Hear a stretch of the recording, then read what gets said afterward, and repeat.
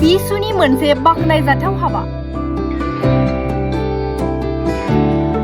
29 साननि थाखाय होदों गोलोम बोथोरनि बेसेन नाङै फोरोंथाय बादा। उदालगुरि जिल्ला आरो भैरबकुन्द ब्लक बिसुनि बानजायनायाव दिनैनिफ्राय लानानै 31 जुलाइ खालारसिम गोलोम बोथोरनि बेसेन नाङै फोरोंथाय बादा होनाया दिनैनिफ्राय सनाय गोजौ फरायसालियाव जागायबाय।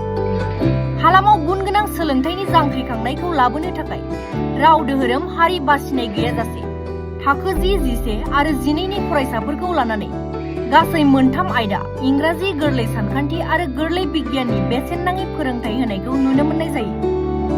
मख'नो गोनांदि भैरबकुन्द ब्लक कमिटि BPFनि TCLCCनि मासिगिरि खनेश्वर औवारिया हाबाफारियाव बाहागो लानानै दिनैनि बे फोरोंथाय बादाखौ बेखेवना होयो।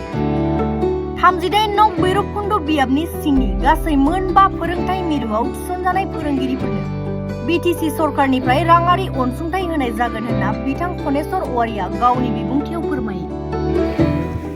BTC सरकारनि बिथोन बादियै नैबे बड'लेण्ड स्टुडेन्ट्स इउनियननि बानजायनायाव जोंनि बे प्रि सामार कचिं क्लास दिनै आरम्भ खालामबाय। जों भैरबकुन्द समस्ति हिसाबै गासै मोनबा सेन्टार जोङो खुलिनायनि सिद्धान्त लादों। जों Udalguri higher secondary school, Sonai high school, Khawrang high school, Boraigaon higher secondary school आरो जराफुख्रि ME स्कुल। बे मोनबा सेन्टाराव जोङो सामार फ्रि कचिं क्लास दिनैनिफ्राय जों जागायबाय। आरो दिनै जोङो जाहाथे जोंनि फरायसुला फरायसुलिफोरा क्लास 10आव फरायनाय आरो 11, 12 बे मोनथाम क्लासनि जोङो कचिं क्लास होनो नागिरदों। जाहाथे जोंनि फरायसुला फरायसुलिफोरा जोंनि नैबे सामार भेकेसनावबो जाहाथे ओरैनो फ्रि थाया, जाहाथे माबा मोनसे सोलोंनानै लानो हायो आरो बिथांमोना जाहाथे क्वालिटि एजुकेसन जाहाथे लानानै गावनि केरियारखौ दालांनो हायो। दा बेखौ जों थांखि बोनानै जोंनि BTCनि चिफ हाग्रामा महिलारि सारा जोंनि बड'लेण्ड स्टुडेन्ट्स इउनियन जिथु जोंहा फरायसा आफाद दंखायो, बिथांमोननि दैदेननायाव बे कचिं क्लासखौ होनाय जादों।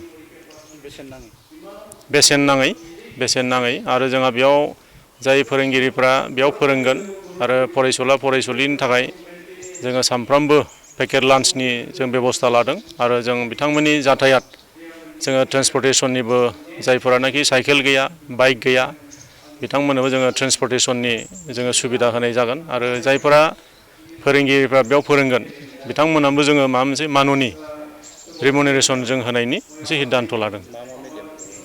जोङो बेयाव बड मिडियाम, बे बड', एसामिस आरो इंलिस बे मोनथाम रावनि सायाव जोङो माबागोन आरो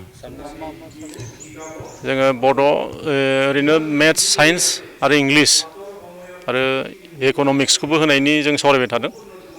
दा जों नैबे दिनैनिफ्राय 30 तारिखसिम होनाय जागोन। थांनाय समफोराव उदालगुरि जिल्ला हिसाबै जथेस्थ' गाहायाव थांदों सोलोंथाइ, बेखौ आरोबाव बेनिख्रुइ साबसिन खालामनो नोंथांमोना मा थांखि लादों?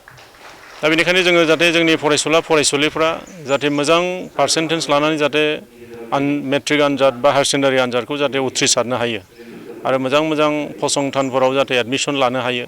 दा बेनि थाखायनो जोङो देग्लाय BTC सरकारनिफ्राय जाय ML आव 100आव 100 मार्क मोननाय बिथांमोननो जोङो रां अनसुंथाइ जों होनायनि सिद्धान्त लाबाय आरो जायफोरानाखि टप 10 बिथांमोननोबो रां अनसुंथाइ होनानै जाहाथे बिथांमोना मोजाङै फरायनो हायो, जाहाथे बांसिन उत्साह मोनो।